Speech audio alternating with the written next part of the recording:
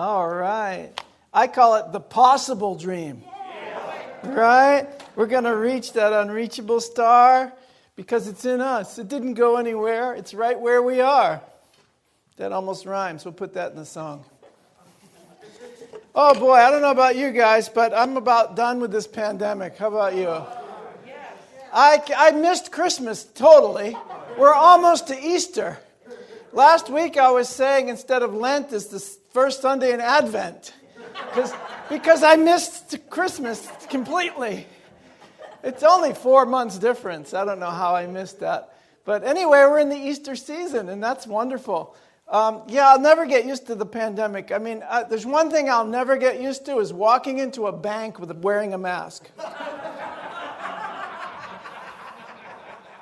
I'm not going to get used to that. And you're in the I miss hugging you guys. Don't you miss hugging your friends and your family? Your family you can hug, but sometimes you don't even want to. But I miss hugging my friends. You know, I see them in the store. You know, the worst thing in the world is you give them a big air hug and you close your eyes and they totally diss you. You open your eyes and they're gone. They left you hanging. And you're in the aisle of the supermarket hugging yourself. I love it. So that's why I wear the Unity mask. So they already know that I'm going to be hugging myself. I don't want to look too weird. So this is the Lenten season.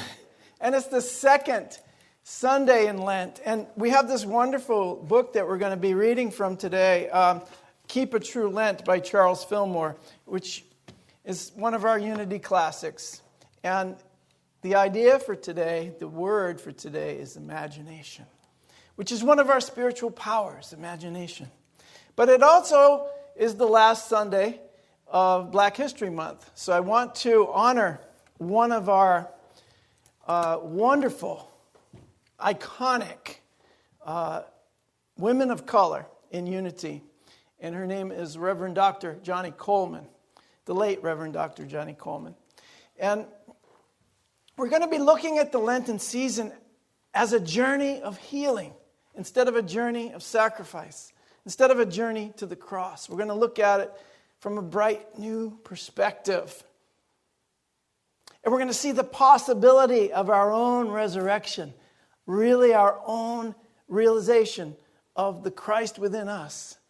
That's what this Easter is all about, is bringing forth that divine being that you are into the world, that being that is here to bless the world. And to do that, we need to be on our journey of healing. So I do want to talk about today, in light of our power of imagination, that we are on a journey of healing. And in that moment where we undergo our healing process, our minds resurrect to the power that we have, our inherent power as God beings. We have an inherent power within us. Each and every one of us has the same amount of God as everyone else, the same amount of light as everyone else. It's just a matter of imagining it, getting it clear in your mind. And that's what makes it manifest. So most of our great stories of spiritual awakening do begin with a journey of healing. And the story of Yeshua, Jesus, was, no exception to this rule.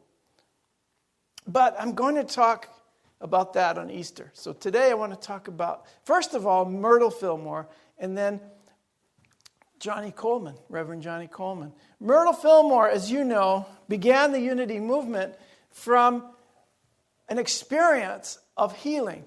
And it started with this statement, that I am a child of God, and as such I do not inherit sickness. I will not inherit sickness. I cannot, because I'm a child of God. She heard that from a New Thought metaphysician, E.B. Weeks, way back in the 1890s. And that thought stuck in her mind, and it began to burn like a fire. And at the time, she had been struggling with tuberculosis, which was the big disease of the era. It wasn't COVID, it was tuberculosis. But we can apply it to anything we want, to all disease. She applied it to herself and was healed of tuberculosis. And this experience began the unity movement. It began the movement of seeing God within us and using the power of our imagination to heal ourselves and others by holding the truth in our minds and allowing Spirit to be our imagination. Allowing our minds to follow the truth rather than following a story that is limiting, a story that is only hurting us, a story that maybe we're going to continue for years and years and years. But when you have an experience that goes beyond that story, we might call it a miracle, but when you have one of those experiences, you'll never go back. When you have one glimpse of awakening, you will never return. So today I do want to talk about this wonderful, incredible person. I started hearing about Reverend Johnny Coleman back in Amherst when I was first in my very first New Thought church. And I loved it because we used to sing gospel music and we used to learn about New Thought principles. Johnny Coleman was considered the first lady of New Thought metaphysics. And the first African American woman who was ordained a Unity minister. And the first African American to live at Unity Village. I want to tell you a little bit about her story because it started with a journey of healing. A wonderful, incredible story, much like Myrtle Fillmore. So in the early 50s, Johnny Coleman was diagnosed with an incurable disease that began her journey to be healed. Her story began with a telephone call. She said her phone was ringing at 8 o'clock in the morning. And in her words, I answered the phone and the voice on the other end of the line said, I'm looking for Johnny Haley. That was her maiden name. I said, speaking. And the person said, medical science says you have 6 months to live. You have an incurable disease. I said, what? I hung up the phone and I sat there for a moment with tears streaming down my cheeks. And then I stood up to go back to my bedroom, and as I passed the cocktail table, a magazine fell on the floor. I picked it up, and a line jumped off the page. The line said, God is your health, you can't be sick. Now I'm standing in the middle of the floor arguing with a magazine. Because how can you tell me I can't be sick? And the man on the phone just told me I've got 6 months to live. Something is wrong. My mother came out and asked, what's wrong with you? I told her. And then I asked her, who wrote this? And she told me, I've been putting that material and this literature all over the house for years, and you wouldn't touch it. And I see you standing here with it, her mother continued. If you want to know anything about the Unity School of Practical Christianity, then you get on that train and you go there and ask them yourself. Isn't that great?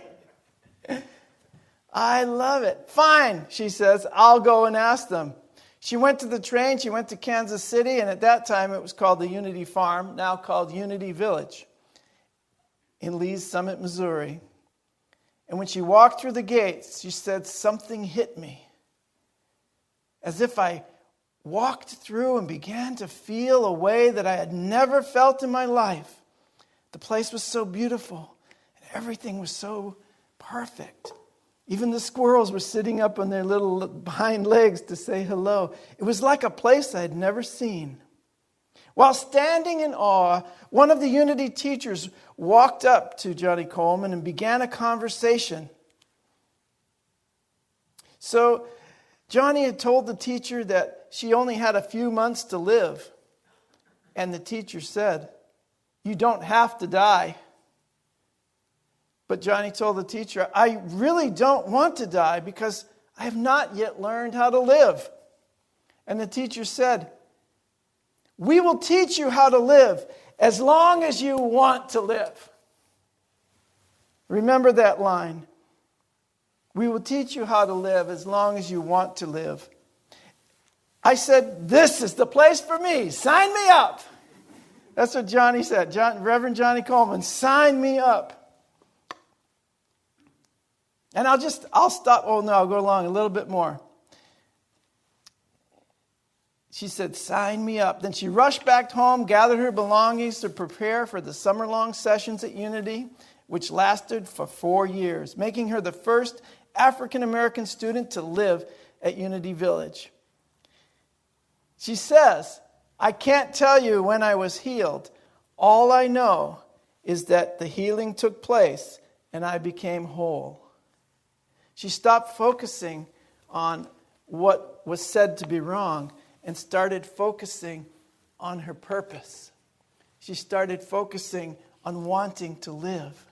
And she lived. She was healed. Now, one of her main assignments from God at Unity Village was to break the race barrier. Now, for the first 3 years, she wasn't allowed to live at Unity Village in Missouri. This is the early 50s. And Missouri still had segregation laws. And she felt, I have to drive 15 miles back to my room and 15 miles in the morning just because the color of my skin, I've got to do something about this. And one day, it was raining a lot, and her car got flooded. Somehow it stopped, and she was stuck in the rain. She got it started again, but by the time she got to Unity Village, she was mad.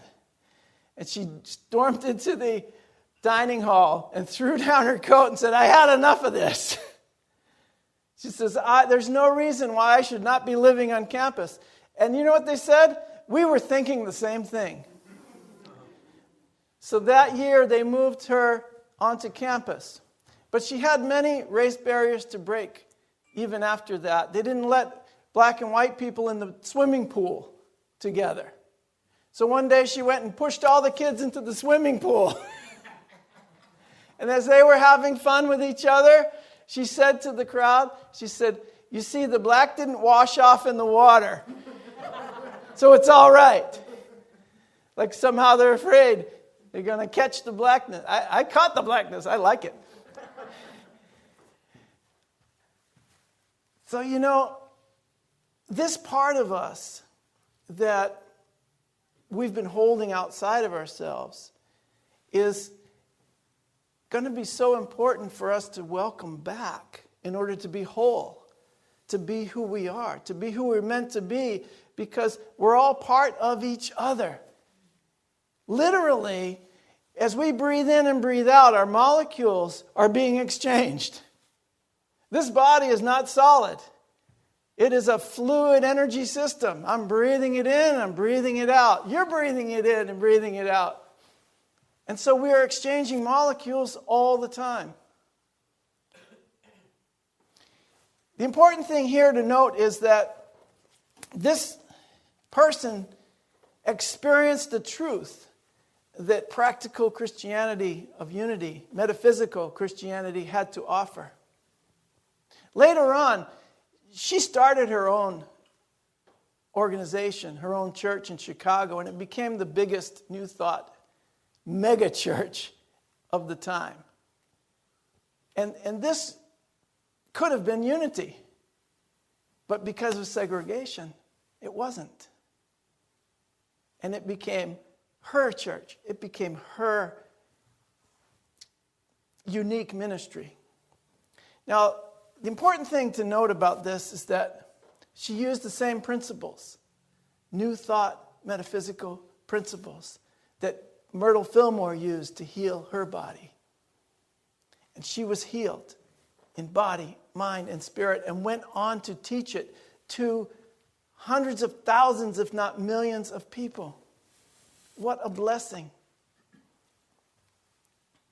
Now, the interesting thing is, I hadn't picked up this book, Keep a True Lent. I was watching a Johnny Coleman video on YouTube, and she was talking about the power of imagination, the power to image and form your world, the power to bring into manifestation everything that you desire because it's already there. It's already there as divine substance. You're the one that brings it into your life through the power of your mind, the power of your imagination. So I'd like to read a little bit from Charles Fillmore for today. Happens to be today's theme, the second Sunday of Lent, imagination. Imagination is the faculty of mind which images and forms. Everything that is manifest was first a mental picture and brought into expression by this forming power. Now, the Spirit of truth projects into the chamber of imagery in your mind. The Spirit of truth projects into the chamber, your inner chamber, into your mind. And rightly understood will be a sure guide for all people who believe in the omnipresence of mind. The imagination will carry out any idea or set of ideas that the I am reflects into it. Now, what's interesting is that New Thought and Unity, we use mind all the time, but we need to make a distinction here between our conceptual mind and the universal mind. We've been reading Eckhart Tolle as in part of our book club, and he speaks a lot about getting beyond the mind. And what he's talking about is your conceptual mind, the thing that's always explaining everything to you and always giving you a definition of what's going on, an interpretation. And that can't be the presence of God. It can only be the interpretation of the ego. So, with our imagination, we must hang on to these divine ideas that are reflected into the chamber of our inner consciousness through the I am. Now, imagination definitely does not really have to do with the physical images that you think you see. I saw a show about this blind piano player, and he was a prodigy. He's amazing. This kid is just totally amazing. And what happens, these eyes are blind, but what happens is that he has re-established the visual cortex and given it a new function. So when he plays music, guess what? The visual cortex lights up. And it lights up big time. Like he's watching a panoramic movie. The most incredible colors and sights that you could possibly imagine. But all those sights are actually sounds that he's hearing. Isn't that incredible? So he's actually taking in this information from music, from the I am. And he's seeing it in a different way. He's experiencing it as a divine idea of music. Think about that one for a minute. The visual cortex, it creates what you're seeing, what you're feeling, maybe what you're hearing. It can be active in a total sense of your presence in the world. Everything that you think you are is a manifestation of divine ideas. And so we have to manifest according to these divine ideas if we are to be on our healing journey, if we are to resurrect as the true divine beings that we are. And you know that that's the most fun in the whole world, is being present and being happy and being involved in the healing of humankind. My parents used to say to me, if you're not part of the solution, you're part of the problem. I don't want to be part of the problem anymore. I want to be part of this. Do you want to be part of the solution? Do you want to live? That was the question. We can teach you how to live. Do you want to live? Because most people, they just say, I don't know. Whatever. They don't want to live. They want to fight. They want to argue. They want to be right instead of happy. No, I want to live.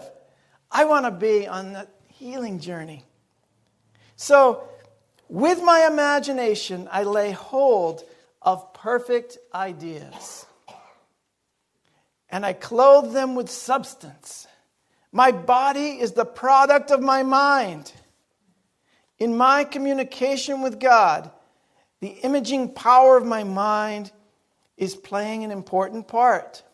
I receive divine ideas, and I reflect their character in my consciousness. And according to the scriptures, this in metaphysics is the opening of the heavens and the seeing of the angels of God ascending and descending upon the Son of Man. That's in Revelations 21, if you want to look it up. But the important thing about imagination, in the type of imagination I'm talking about, it requires faith. It requires faith in something bigger than you, but also within you. So Charles Fillmore will also say that faith, and this is just a couple sentences from the Revealing Word, is the perceiving power of the mind linked with the power to shape substance. Filled with the light of your consciousness and linked to the power to shape substance. You're shaping the substance. You are perceiving with the power of your mind your world as you experience it. Is it happy? Is it amazing? Is it loving? Is it abundant? Is it prosperous? Is it healing? Is it connected? Our word for today, is it connected? Is it joyful? Is it peaceful? Is it adventurous? Then you're perceiving with the power of God within you. You're using the power of your mind to imagine the good. And we say God is good, that there's one power and one presence active in the universe and in my life. One power, one presence. That's good. God the good. Omnipotence. So, in order to keep a true Lent, we're using our imagination by first surrendering it in faith to that good. That's what we're here to do, is to learn how to surrender ourselves to the flow of good. So why is this important? Imagination and faith and trying to redefine it or discover it within metaphysical terms, because it gives you the power. It gives you the power. It gives it back to you. You are actually here to learn that you have been given all the power in heaven and earth. What are you doing with it? Are you happy with that? Do you want to live?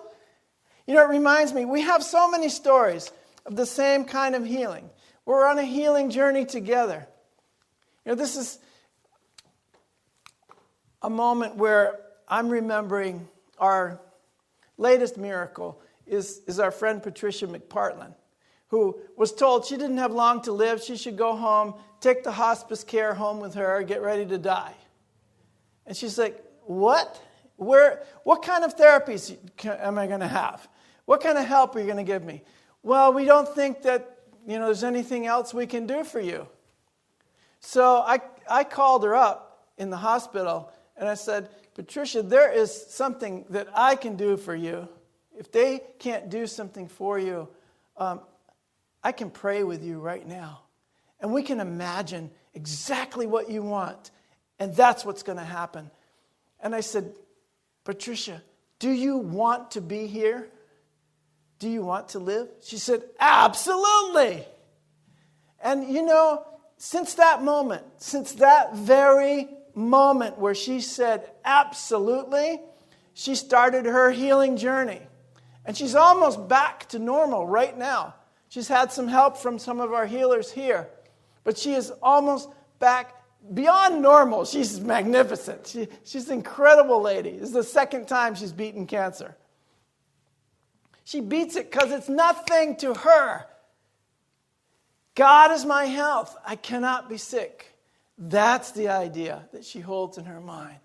They sent her home and said, get ready to die. And like Johnny Coleman, she said, I want to live. Absolutely. That was her answer. And from that moment forward, she started to live.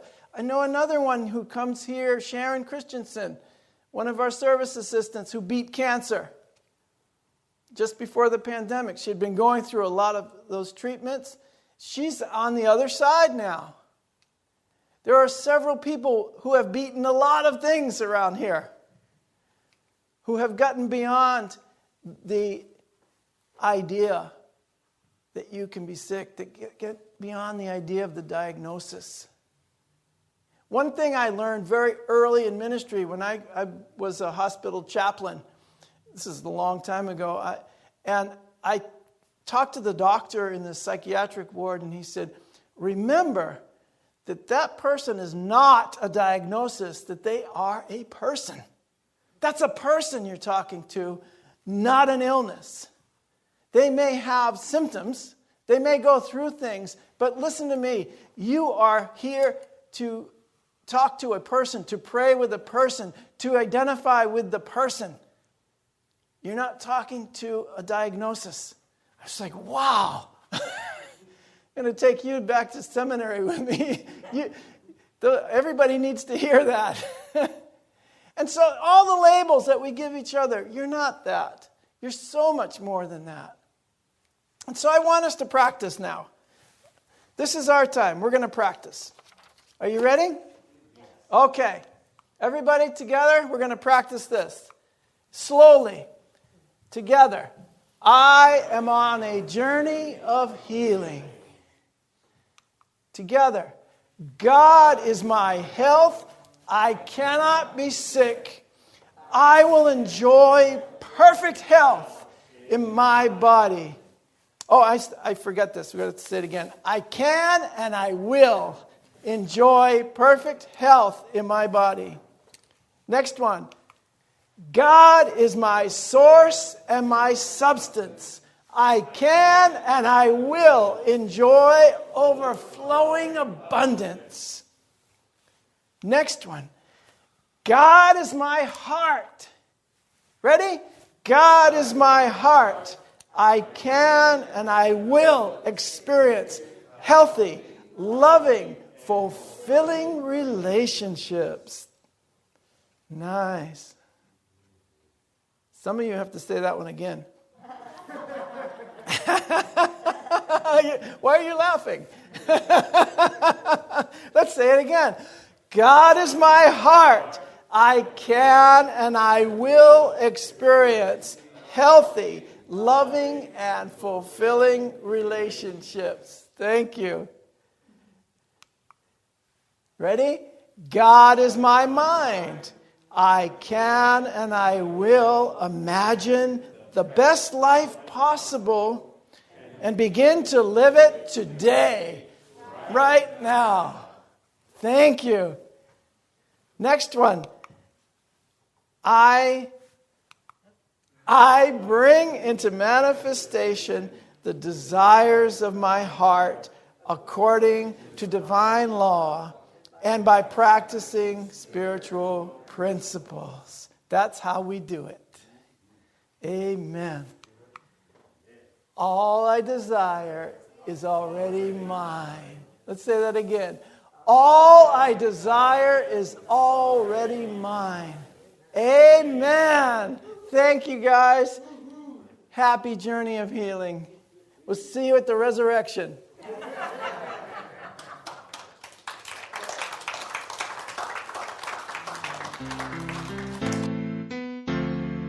You have been watching the message from our Sunday celebration service here at Unity on Cape Cod.